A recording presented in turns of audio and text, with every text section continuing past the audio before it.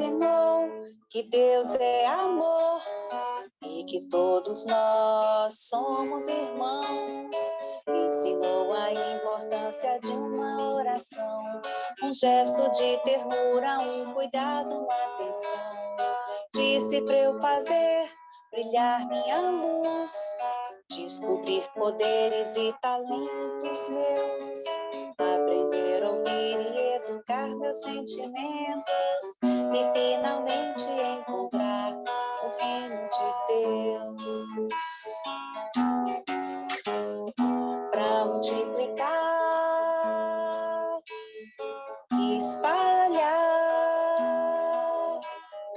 as lições do Cristo, mundo lindo construir. Para multiplicar e espalhar o que Deus mais quer de todos nós: amar e servir. Ele me ensinou que Deus é amor e que todos nós somos irmãos. Ensinou a importância de uma oração, um gesto de ternura, um cuidado, uma atenção. Disse pra eu fazer brilhar minha luz, descobrir poderes e talentos meus, aprender a ouvir e educar meus sentimentos e finalmente encontrar o reino de Deus. Para multiplicar e espalhar as lições do Cristo, mundo lindo construir. Para multiplicar e espalhar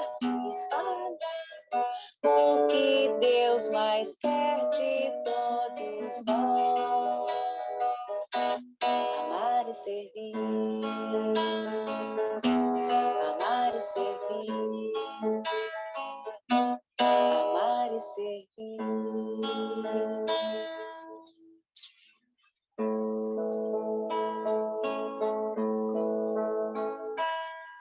Naquela tarde azul eu pude te sentir, onde Galileu teu chamado eu compreendi. Então meu coração de esperanças palpitou, uma alegria imensa me invadiu, me levantou. Cristo, estou aqui, tão pequenino, a te seguir. Toma a minha luz e sou fermento do Evangelho de Jesus. Naquela tarde azul eu pude te sentir, onde Galileu teu chamado eu compreendi. Então meu coração de esperanças palpitou, uma alegria imensa me invadiu, me levantou. Cristo, estou aqui, tão pequenino, a te seguir. Toma a minha luz e sou fermento do Evangelho de Jesus. E sou fermento do Evangelho de Jesus.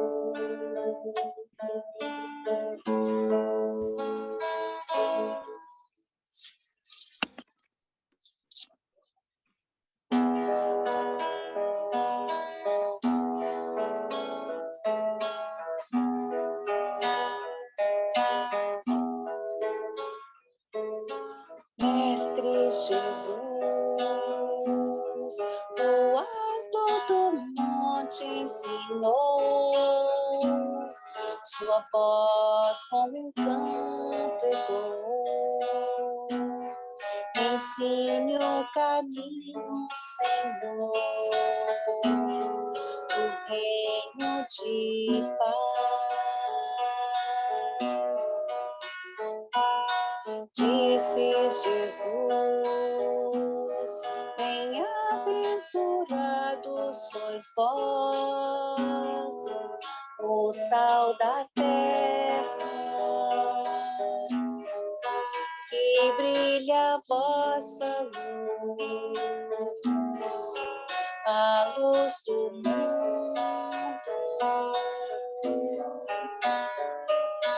Bem-aventurados sois vós, os pobres de espírito.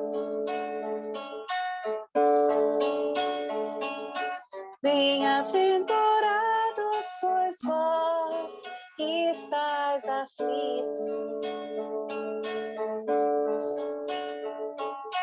Bem-aventurados sois vós, os pacíficos,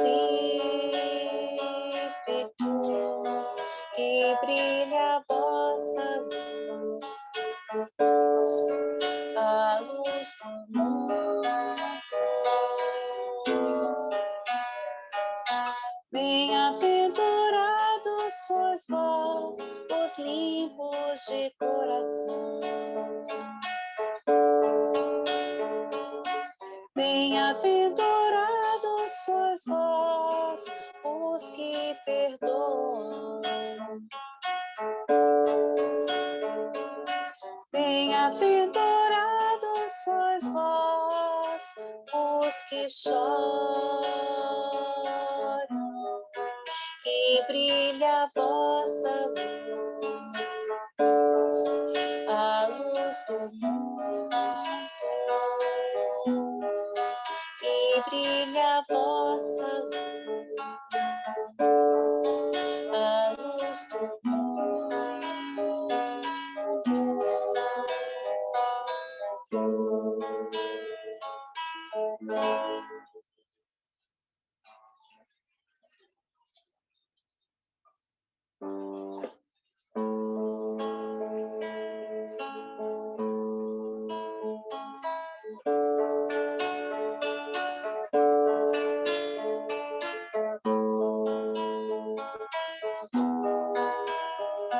Jesus, no silêncio da prece, teus irmãos a ti pedem paz, para aliviar um pouco as aflições.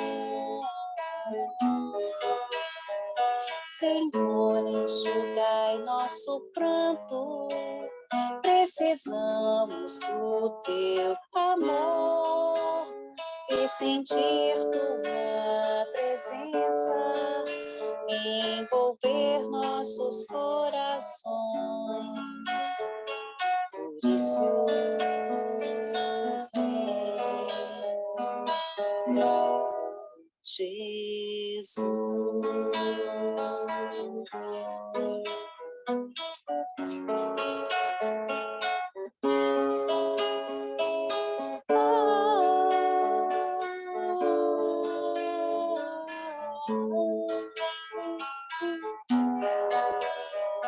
Jesus, no silêncio da prece, teus irmãos a ti pedem paz, para aliviar um pouco as aflições. Senhor, enxugai nosso pranto, precisamos do teu amor e sentir tua presença, envolver nossos corações. Por isso, vem, Jesus, e ir ao teu encontro. Queremos te seguir e afastar o mal da terra acabar de vez com a guerra e caminharmos juntos com a luz e ir ao teu encontro. Queremos te seguir e afastar o mal da terra e acabar de vez com a guerra e caminharmos juntos rumo à luz.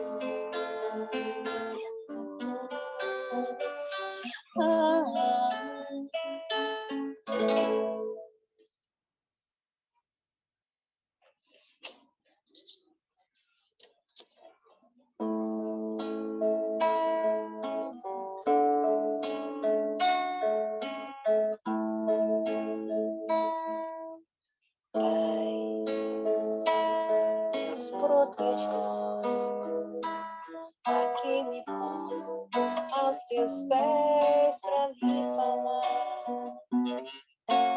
Pai, pequeno eu sou, mas teu amor me deu a chance de poder recomeçar.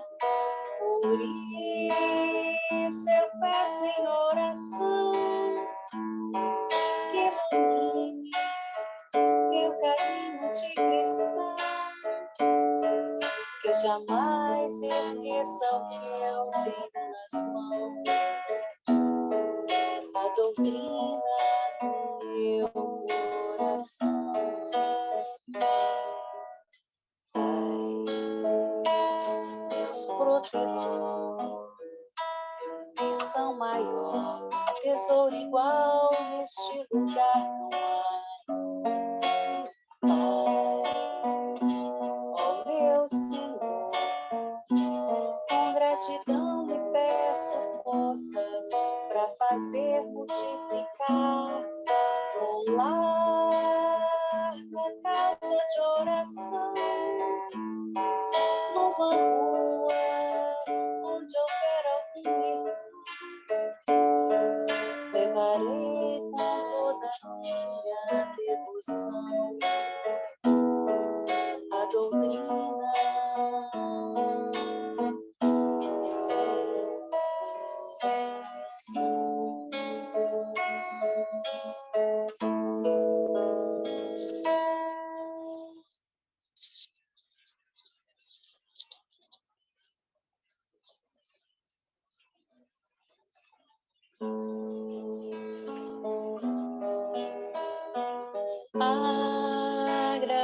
Agradecemos, Senhor, Senhor, estes momentos de paz, nós te sentimos aqui, em vibrações fraternais na estrada da vida, conduz-nos ao bem, na alegria ou na dor. Seja o amor nossa bandeira de luz, amado Mestre Jesus. Seja o amor nossa bandeira de luz, amado Mestre Jesus.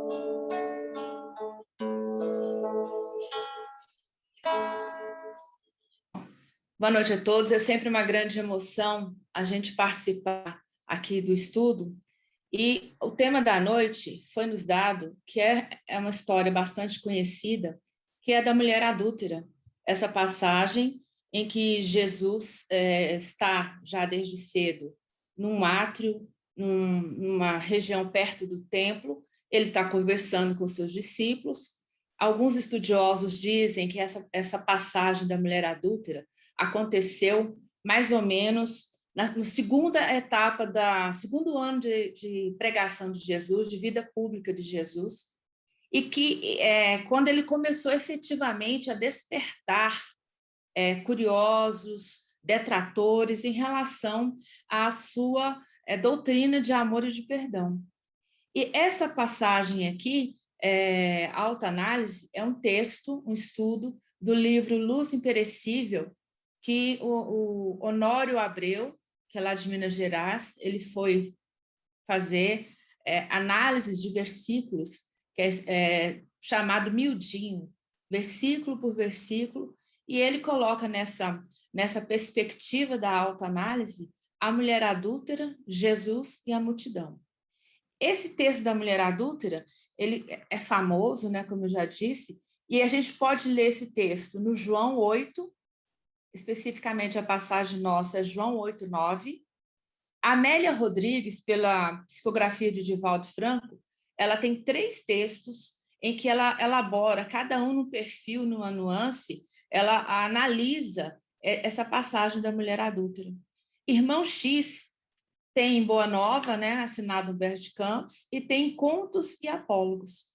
E também a gente vai encontrar muitos textos em Emmanuel, em que ele, naquele livro, naquela coleção, especificamente sobre o Evangelho de João, que o Saulo Silva elaborou, então Emmanuel tem ali pelo menos uns 5 textos que tratam dessa passagem da mulher adúltera. Então, só para relembrar, a gente lembra que a mulher adúltera, ela estava em meio à multidão durante o dia, provavelmente logo depois do almoço, e desde cedo Jesus estava ensinando no templo.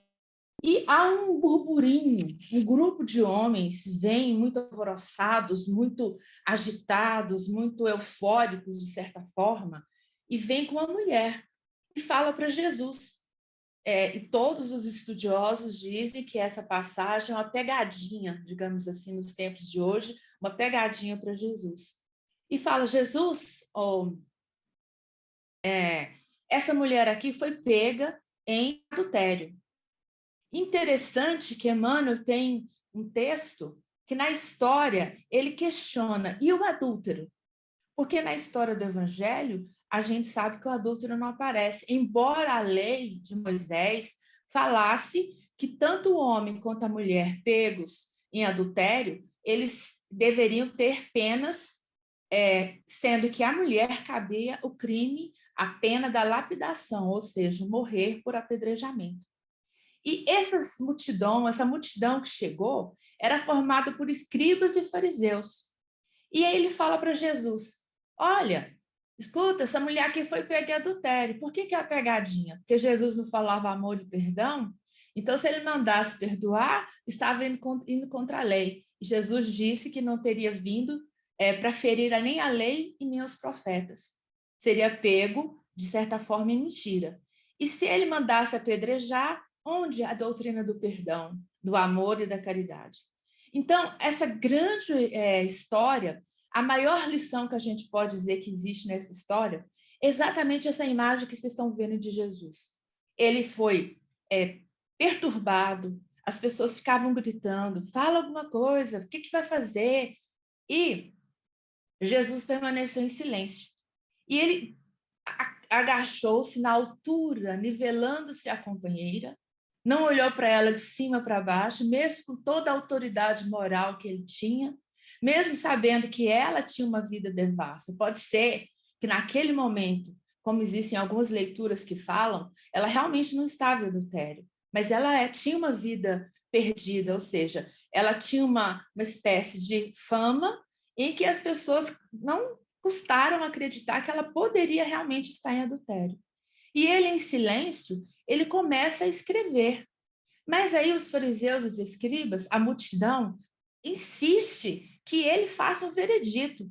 E Jesus volta para ele e diz assim, aquele entre vós que está sem pecado, seja o primeiro que atire a pedra contra ela. E Jesus continua a manter o silêncio. E a resposta que ele recebeu também foi o silêncio, porque fica claro que aqueles homens que estavam ali incriminados pela consciência, um a um foram saindo, a começar pelos mais velhos. E conta também a literatura espírita que Jesus escrevia na areia os mesmos pecados que ele estava acusando aquela mulher. Também ali aquela multidão era de prevaricadores, de adúlteros, de pessoas sem escrúpulos, de sinais de enfermidade moral que eles traziam. Então, à medida que eles iam lendo e reconhecendo os seus delitos na areia, um a um, incriminados pela própria consciência, foi saindo, a começar pelos mais velhos. E aí tem a célebre história que Jesus fala, mulher, onde estão os que te acusam? E a resposta é que foram saindo, então Jesus diz para ela, vá e não peques mais. Interessante notar que o adultério, só para a gente entender, começar a entender a dinâmica do estudo, o adultério certamente não é feito em praça pública, porque pressupõe que uma das duas pessoas seja casada, tenha um companheiro, seja responsável afetivamente por alguém, e que ele está fazendo isso um delito, e os delitos são feitos na calada da noite, na surdina ou nas sombras. Então, o texto já nos chama, no horário hebreu, para prestar atenção, se o adultério não era feito em praça pública, Jesus nos chama a refletir sobre os olheiros da vida alheia.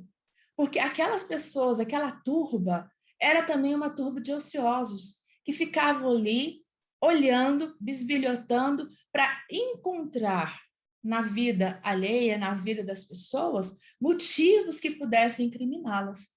Então, a passagem da mulher adulta, ela tem algumas falas que são muito importantes.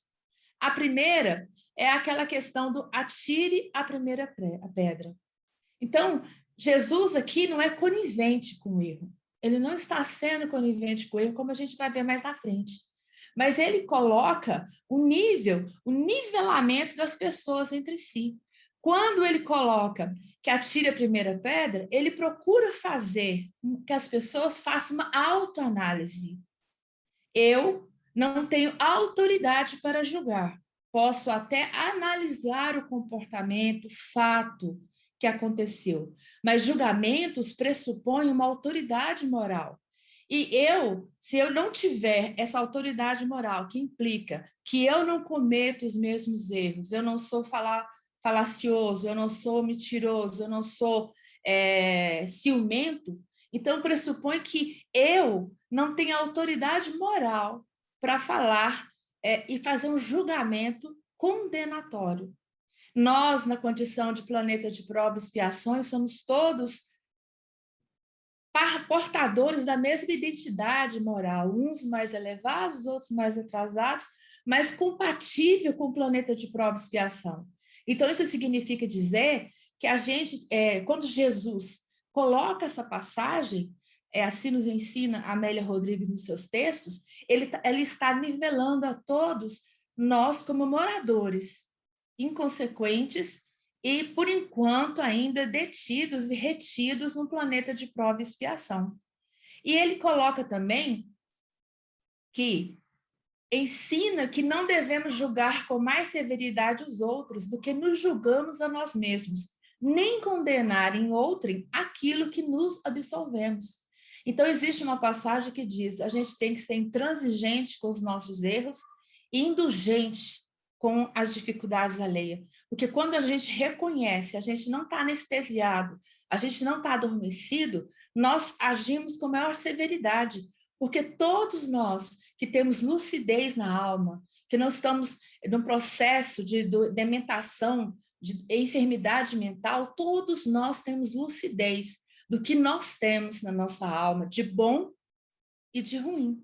Então, atire a primeira pedra não é conivência, não é conivência com o erro, é um ensinamento muito maior. Todos estamos numa condição de aprendizes. E aqueles nossos irmãos que são pegos em erros maiores que os nossos, a nossa condição é a mesma do exemplo de Jesus. Certamente, num dos textos em que Pedro, em Humberto de Campos, Pedro questiona por que Jesus perdoou essa mulher, Jesus fala assim para ele: Pedro, você não sabe pelo que ela passou? Você não sabe que motivos ela levou para estar numa situação dessa? Você não sabe qual foi o primeiro homem que a teria infelicitado e desprezado seus sentimentos e a desiludido para que ela caísse nessa vida de erro? Então, toda essa conjuntura que a justiça nossa da terra, em atenuantes e agravantes, culposo, doloso, faz com a nossa justiça comum, Jesus vem ensinar com muito mais abrangência. Severidade para conosco, indulgência para com os outros. Mas essa severidade não é crueldade conosco, porque nós temos sim que ter lucidez de reconhecer os nossos defeitos, mas nós temos que ser o primeiro a nos amar, porque Jesus colocou o amor que a gente tem pela nossa própria vida como medida para amar o outro. Então, essa severidade é: eu sei o que eu tenho na minha alma e eu reconheço as minhas dificuldades íntimas, mas eu me abraço, eu me procuro me acalentar, porque eu vou ser aquele primeiro que vai agir com caridade para comigo mesmo e as minhas dificuldades, porque eu estou planejando, prometendo, nessa questão da severidade, na verdade, agir com seriedade com as dificuldades íntimas que eu tenho. Então, esse estudo passa por essa questão. Depois, a gente vai observar que quando ele disse assim, o caso da pecadora apresentada pela multidão a Jesus envolve considerações muito significativas, referentes ao impulso do homem para ver o mal nos semelhantes, sem enxergá-lo em si mesmo. Então, quando Jesus falou assim, chamou atenção, ele falou assim: todos foram saindo, os velhos foram saindo. A passagem diz assim: um a um começou a sair, porque Jesus tira o foco da multidão, que a multidão é um ser coletivo, a multidão não tem uma imagem, são todos os rostos juntos, e ele coloca o foco no indivíduo. A multidão de fariseus e escribas é um ser coletivo, mas Jesus chama a atenção para um a um. Ele poderia ter dito: a multidão se dispersou, mas ele disse: um a um foi saindo. Então, o caso da pecadora apresenta a oportunidade da gente realmente observar que nós temos impulsos de julgar, impulsos de acusar, impulsos de fazer construções de realidades que muitas vezes elas são passionais, elas são num determinado momento. Num livro que a gente vai ver que agora mesmo, chamado Psicologia das Multidões, ele diz que a multidão, ela é muito dispersiva, ela é móvel, ela tem uma mobilidade de desejos, de teorias, de encantamentos. À mesma hora que a multidão louva determinada situação, basta uma pequena contrariedade no desejo de algum desses elementos que está dentro dessa multidão, para a multidão passar a desgostar daquela realidade que antes ele aplaudia, ele era eufórico, ele era entusiasta. Continuando aqui, então, na nossa estudo, a primeira definição, quando Jesus coloca, atire a primeira pedra, é anivelarmos todos como irmãos, necessitados não de cumplicidade, necessitados de afeto, necessitados de compaixão, necessitados de misericórdia para um com o outro. Porque a palavra de Jesus, ele prega a empatia. A empatia é: eu, no lugar daquela pessoa, teria feito melhor, teria feito o mesmo, ou teria passado longe de realizar o que ela faz? Porque se eu coloco eu como essa medida, eu vou passar a ter empatia, eu vou passar a considerar que se eu não dou conta, eu tenho que elogiar, eu tenho que, no mínimo, silenciar as minhas críticas para aquele que dá conta. Então, Jesus começa nessa passagem a convidar a gente a essa empatia de nos reconhecermos. Porque muitas vezes a nossa cegueira espiritual nos faz considerar que nós estamos em degraus avantajados na escala da evolução. Mas nós estamos no planeta de progressão. Nós só estaremos numa condição avantajada se a gente tem como tarefa nessa vida alguma missão. Mas como na maioria esmagadora da humanidade não é essa a questão, então nós precisamos entender que, às vezes, o foco, às vezes a nossa condição da vaidade, do orgulho, ou mesmo do anestesiar-se, faz com que a gente se sinta numa posição de julgador, uma posição de acusador, como os escribas e os fariseus. E Jesus continua nos chamando a atenção quando ele fala no que saiu um a um, é que a decisão de renovação, ela não é coletiva. A multidão é o reflexo de todos os bens e todos os males que aqueles homens fizeram, e constituindo, então, um patrimônio de vida. Mas a evolução, o progresso, a decisão é individual. Por isso que ele colocou. E falou, a começar pelos mais velhos, que a gente pode interpretar de duas formas. O mais velho, cronológico, naquela época, 40, 60, já era extremamente idoso, ou a gente pode interpretar os mais velhos em existências, em criação, em evolução.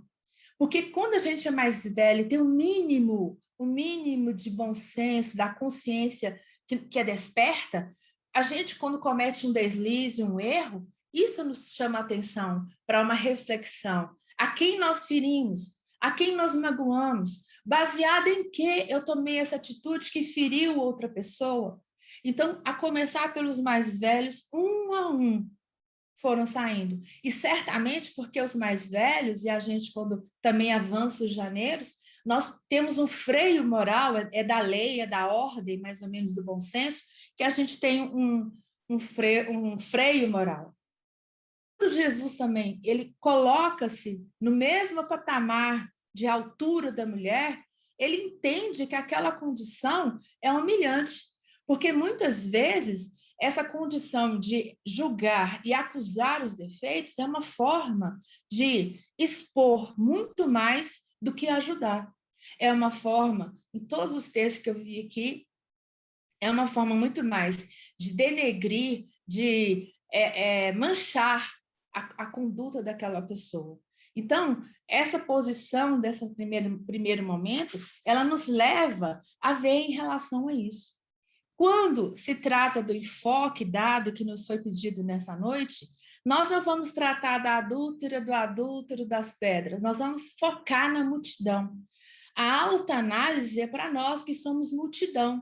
Nós somos multidão na família, somos multidão no trabalho, somos multidão no centro espírita, somos multidão na sociedade, somos multidão. E essa multidão, ela tem características bastante peculiares. E a autoanálise é para nos questionar: quem somos nós na multidão? Que multidão é essa que nós estamos fazendo? De julgadores, de acusadores, levando como consequência a análise desse texto. Um a um, saiu em silêncio. Então, quando a gente fala na multidão, a gente vê que Jesus fala assim: ai de vós, escribas hipócritas, pagais o dízimo da hortelã e desprezai os preceitos mais importantes da lei, a justiça, a misericórdia, a fidelidade. Porque aquela multidão da mulher adúltera era significativamente composta de escribas, que eram os escritores, aqueles que eram os zeladores da Torá, dos textos sagrados, e que pagam o dízimo, ou seja, cumpre suas metas diante da religião, cumpre suas metas diante do imposto de renda, cumpre suas metas diante da convivência familiar, mas age com hipocrisia. Essa palavra hipócrita, ela tem um peso muito forte, porque a gente, ao longo dos anos, foi dando uma carga muito a ela de ofensa, mas é um adjetivo. E é um adjetivo que significa pessoas que falseiam a verdade. Pessoas que dizem com os lábios uma coisa, mas o coração prega outra, como Jesus falou, sepulcro caiado. E quando essa multidão estava próxima da mulher adúltera, eles agiam como se estivessem querendo preservar a lei, mas eles queriam colocar Jesus em prova, em teste, em delinquente perante a lei que aquela sociedade vigente. E Emmanuel nos convida a dizer que todas as vezes em que nós fazemos isso, agimos com os lábios, mas o coração sente outra coisa, então nós estamos agindo falseando a identidade, nós estamos falseando aquilo que nós somos. E Jesus também coloca, ao longo do Evangelho, está em Lucas 12:1, que aquela multidão também era composta de fariseus, aquela multidão ávida por um tipo de apedrejamento, era composto também de fariseus. E aí Jesus falou assim em determinado momento: acautelai-vos primeiramente do fermento dos fariseus, que é a hipocrisia. Então, o elo que Jesus coloca entre escribas, que eram aqueles que eram responsáveis pela fidelidade à letra da Torá, e os fariseus, que eram os fiéis, os crentes, os fervorosos homens de Deus, é o elo da hipocrisia, em que eles queriam aparência de bondade, aparência de perfeição, aparência de dignidade para serem louvados nos primeiros lugares, mas a essência da letra não cai. Existe até um ditado que existe dentro da doutrina espírita, que movimento espírita, que diz assim, que a gente entra no espiritismo, mas o espiritismo não entra na gente. Então, essa preocupação da autoanálise que o Honório Abreu coloca no Luz Imperecível. A preocupação de nós estarmos nas fileiras da doutrina espírita, de nós nos dizermos espíritas, mas a doutrina espírita, o espiritismo, não entrou, não modificou, não alicerçou as nossas necessidades de renovação íntima. E quando a gente olha para os fariseus e para os escribas, em Luz Imperecível, ele coloca que a gente tem que observar-se nesses dois elementos que compõem o Evangelho de Jesus, os escribas e os fariseus. E ele coloca assim, que observar-nos no sentido de que mentes acentuadamente cristalizadas no tempo, escribas e fariseus acentuadamente cristalizadas no tempo. Quando se diz tempo, pode ser o tempo cronológico, mas também é o tempo da cultura, da história, dos preconceitos, daquilo que o tempo foi ajudando a gente a cristalizar, de vícios e de verdade também. Então, quando nós fazemos esse estudo da 1 a 1 saiu, nós estamos buscando essa autoanálise, que é em que a minha mente, como alma, está cristalizada, em que tempos de preconceito, de rancores, de ressentimentos, a minha mente está cristalizada.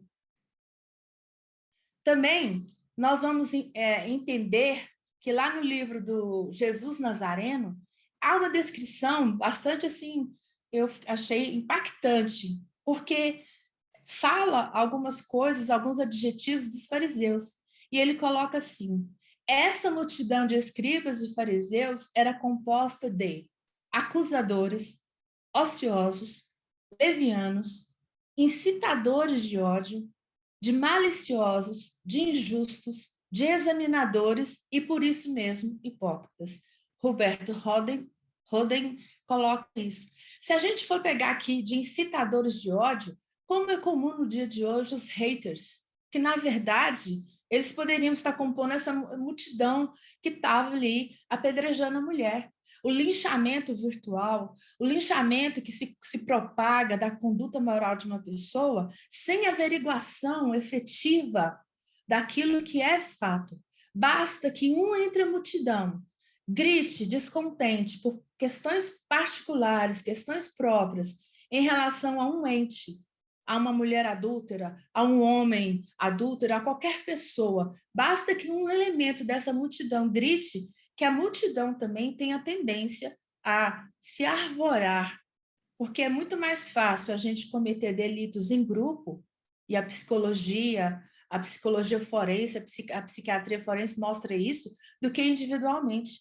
Porque em grupo a gente perde o medo, a gente perde a vergonha, porque se esconde numa face que não tem face, que é a multidão. Então, quando ele diz que são ociosos, olha, a quantidade de pessoas também ociosas que a gente vê na internet divulgando fake news, divulgando mentiras, agravando as condições da vida na sociedade. Então, se a gente for pensar, tudo isso está muito atual. E quantas pessoas são examinadoras da vida dos outros, quantas pessoas são injustas com as atitudes, com os conceitos que lançam uns para com os outros.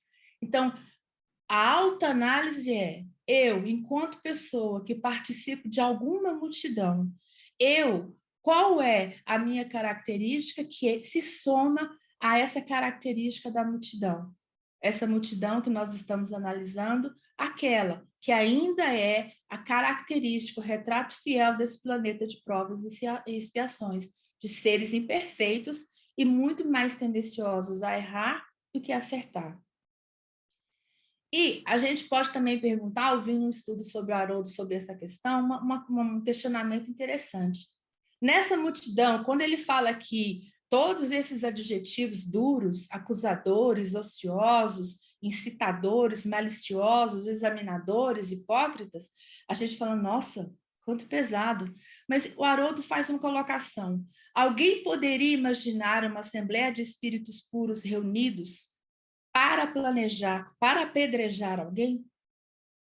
Então, é certamente que quem apedreja, nós que somos apedrejadores da conduta do outro, nós ainda estamos longe de sermos essa assembleia de espíritos puros.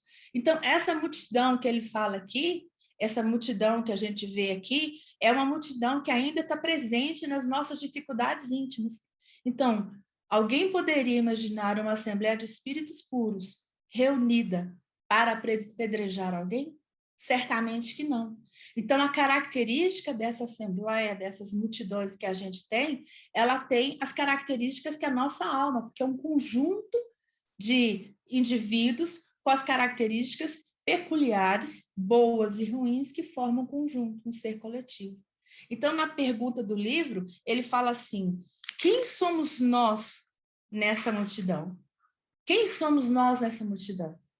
E a pergunta também, nós nessa multidão reconhecemos, entendemos que temos a possibilidade de sermos pessoas de mentes acentuadamente cristalizadas no tempo?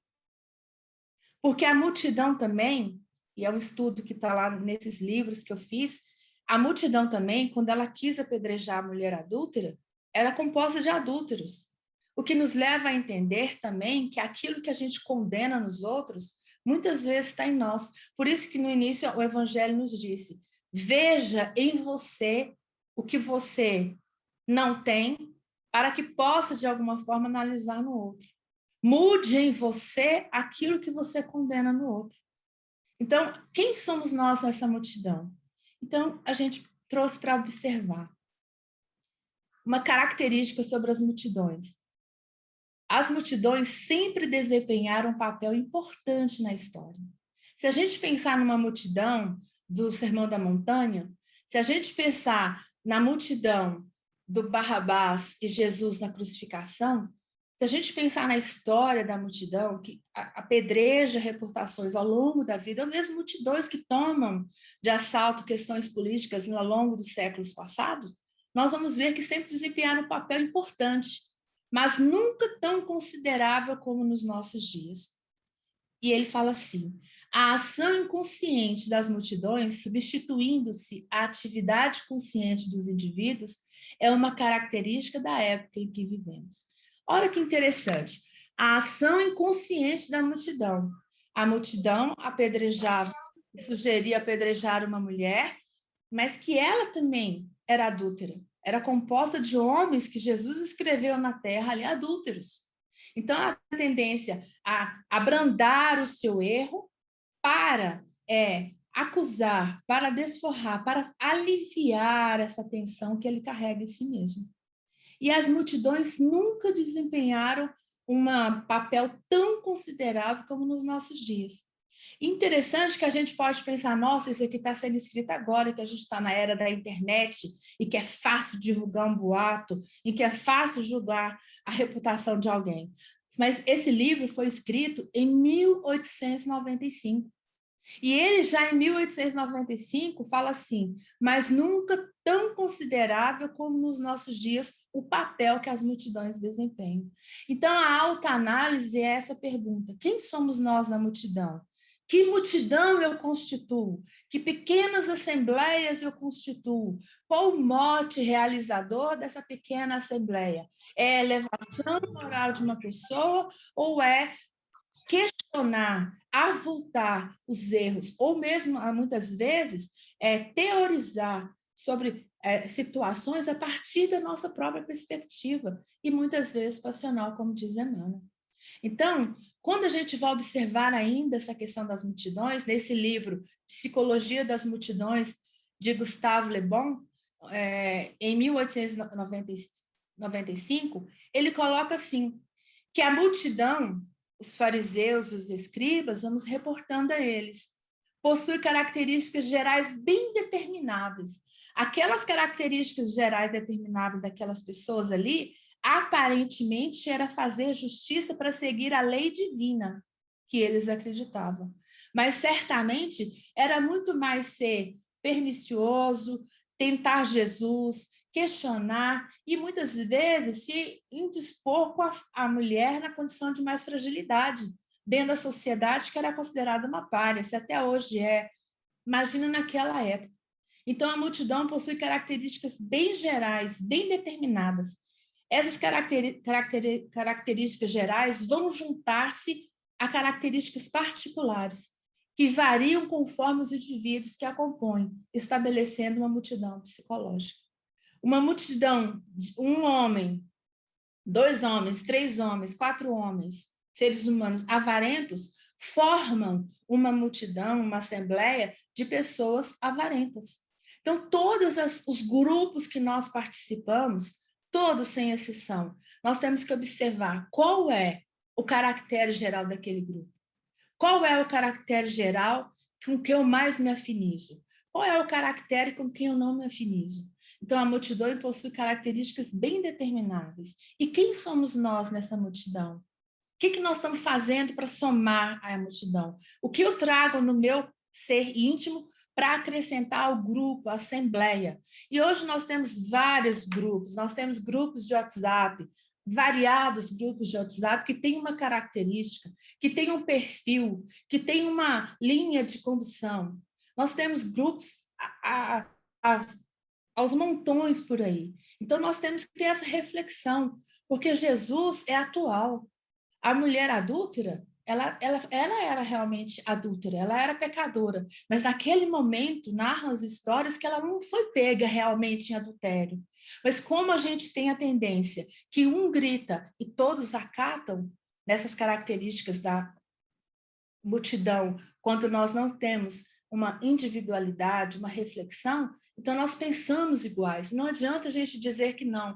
Nós pensamos iguais aos grupos que a gente pertence. Observe grupos de WhatsApp.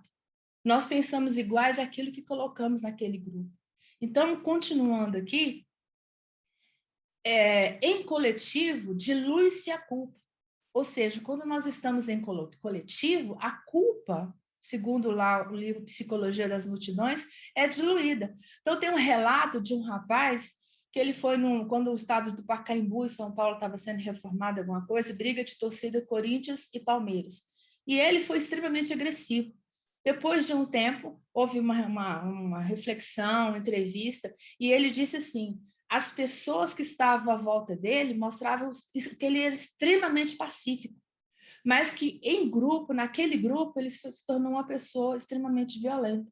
Então, nós temos uma tendência, pela nossa imperfeição, a assimilar, por amor, o pensamento equivocado de alguém, por compaixão, por N situações que a gente pode fazer.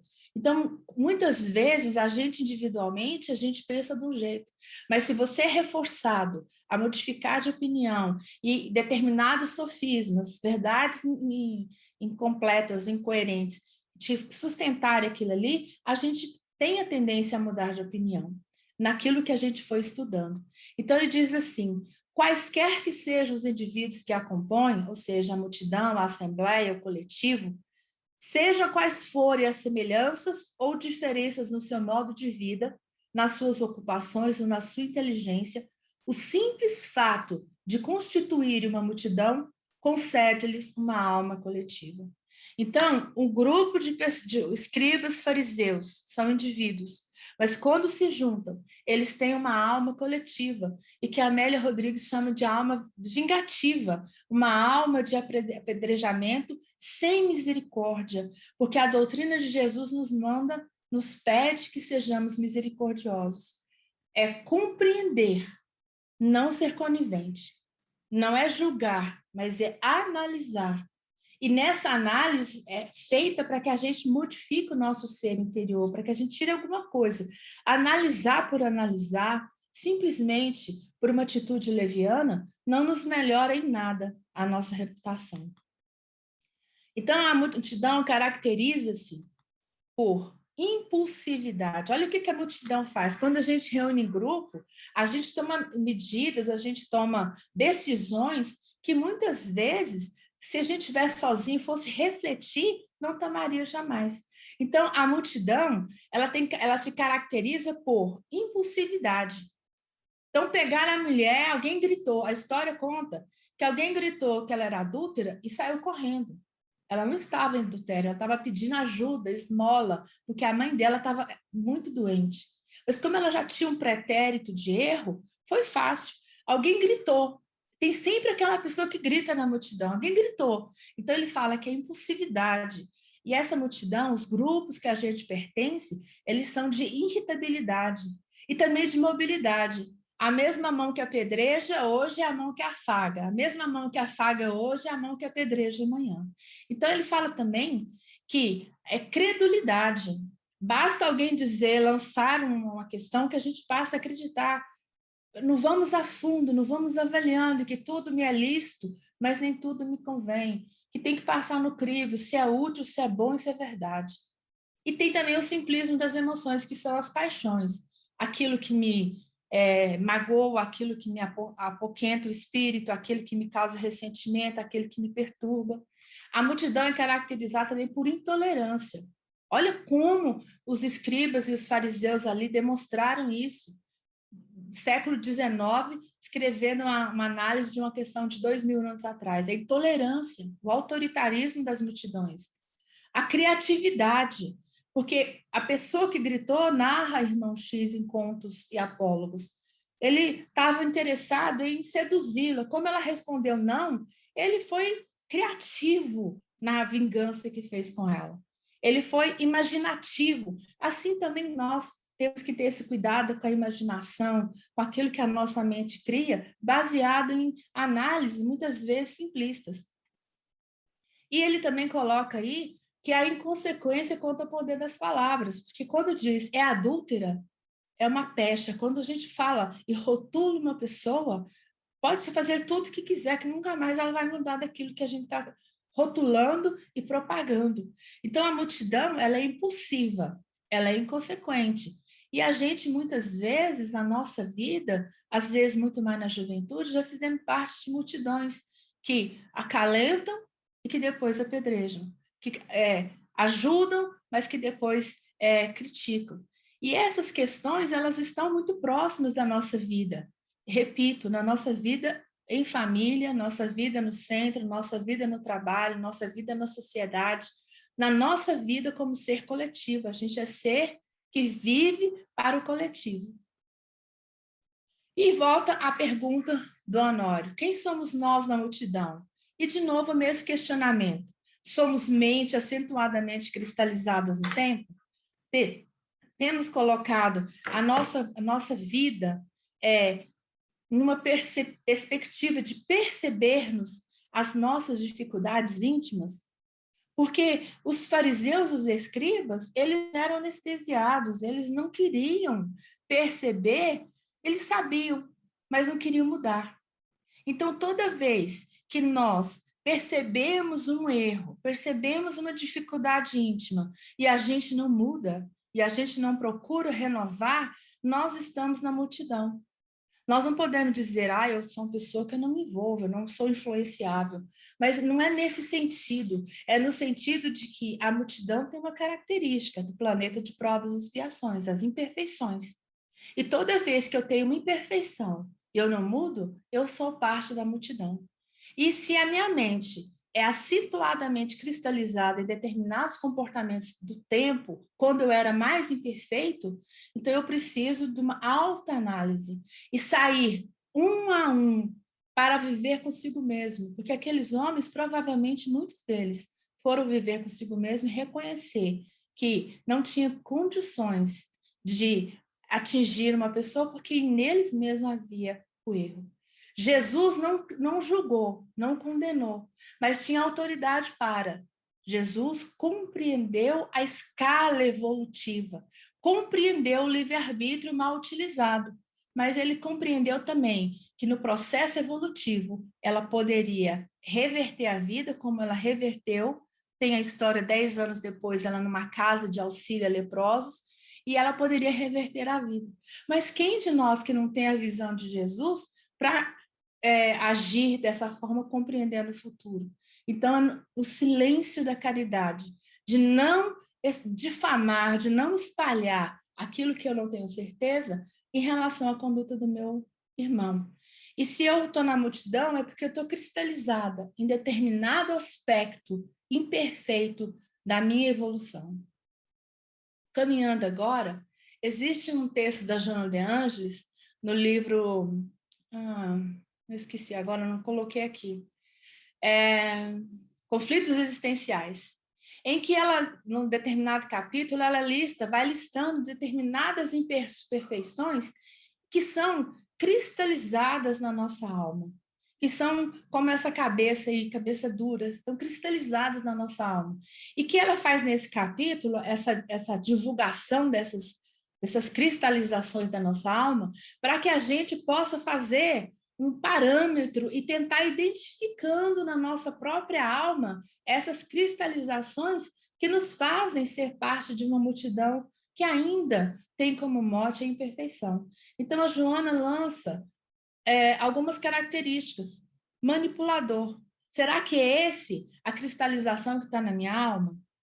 Superficial. Será que é essa a cristalização? Inflexível. A multidão é manipuladora e é manipulada, é superficial, é inflexível. A Joana diz preguiçoso, no sentido de preguiçoso de evoluir moralmente, preguiçoso da reforma íntima, invejoso. Depois ela fala orgulhoso, presunçoso, falso, avarento, possessivo, dissimulado, egoísta. Então, a Joana coloca essas características, que se a gente tivesse a condição de abrir o peito, olhar para dentro e registrando assim, eu estou vendo um manipulador aqui, estou vendo um preguiçoso aqui escrito, mas ela fala para a gente começar a perceber essas dificuldades cristalizadas, que assim como aqueles fariseus e escribas, eles tinham cristalizações próprias. Nós, a humanidade, que fizemos talvez parte daquele grupo de escribas e fariseus, nós temos outras cristalizações. E um a um nós precisamos sair da multidão e olhar para nós mesmos e procurar nos amar as nossas dificuldades, mas respeitá-las e propor essa descristalização daquilo que está no nosso consciente.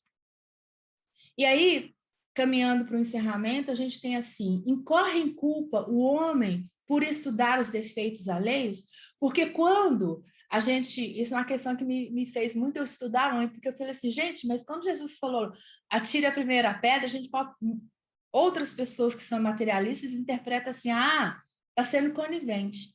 Mas Jesus, lá no Livro dos Espíritos, na questão 903, tem uma pergunta que ajuda a elucidar. Incorre de culpa o homem por estudar os defeitos alheios? E a resposta é: incorrerá em grande culpa se o fizer para os criticar e divulgar, porque será faltar com a caridade. Antes de censurardes as imperfeições dos outros, vede se de vós não poderão dizer o mesmo. E aí conclui: tratai, pois, de possuir as qualidades opostas aos defeitos que criticais no vosso semelhante. Então, a Amélia Rodrigues coloca que é nesse momento em que eu modifico os defeitos do meu coração, da minha alma, que eu saio da multidão e passo a ser o indivíduo.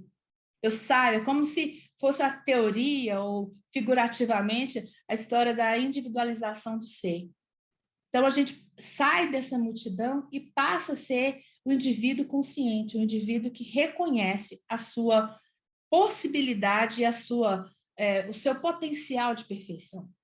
E aí ele continua assim, lá a Joana de Anjos diz assim, num texto chamado Área Perigosa: quem julga naturalmente se crê em condição de absolver, quanto na condição de condenar. Os dados de que se dispõem os julgamentos das atitudes alheias são sempre deficientes. E a alta carga emocional da simpatia ou antipatia pessoal responde pela apreciação do que se examina com benignidade ou rudeza.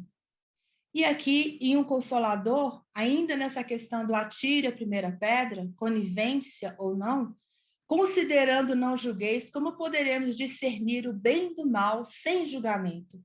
E aí ele fala assim: entre julgar e discernir há sempre grande distância. O ato de julgar pertence à autoridade divina. A análise está instituída para todos os espíritos, de modo que, a discernir o bem e o mal, o erro e a verdade, possam as criaturas traçar as diretrizes do seu melhor caminho para o bem. Então, a multidão, e quando a gente sai da multidão, é quando a gente aprendeu a discernir, que é analisar e discernir o que é correto e o que não me convém fazer. Então, desperta tu que dormes, lá em Momento de Consciência, Joana de Anjos diz assim: discernimento é a percepção repentina, com clareza e bom senso, a partir de uma vivência. Então, a gente tem o que chama de insight, a gente tem um despertamento, a gente tem uma epifania, a gente tem alguma situação que fala assim: olha, até aqui eu fui desse jeito, hoje eu estou vergonhado do que eu fiz, eu estou chateado, eu vou mudar. Então, isso é o discernimento, que é descristalizar a nossa mente. Então, duas propostas para descristalizar a nossa mente para a gente conseguir sair da multidão. Primeiro, é pensar sempre, porque a impulsividade é característica de quem não pensa, de quem não analisa. Bateu um negócio aqui, fala e divulga. E o outro é eleger o tipo de pensamento a cultivar, porque na condição de livre-arbítrio que nós temos e maturidade, conhecer o evangelho, nós já sabemos que tipo de pensamento vai nos levar a ser uma pessoa mais leve ou vai nos levar a ser uma pessoa mais tirana, mais ranzinza, mais difícil de conviver. Então, o texto nos leva a perceber que quando você está na multidão, você é a multidão. Quando a gente descristaliza a mente e a gente passa a ser indivíduo, é aquilo que nas lições que eu li se chama discípulo. Todos nós que estamos ainda nas fileiras do evangelho, nas fileiras da religião, quando nós ainda fazemos parte de conceitos arraigados, preconceituosos, difíceis, ainda somos pessoas que não buscamos uma lucidez daquilo que a gente precisa melhorar, daquelas cristalizações que a Joana falou, então a gente é multidão.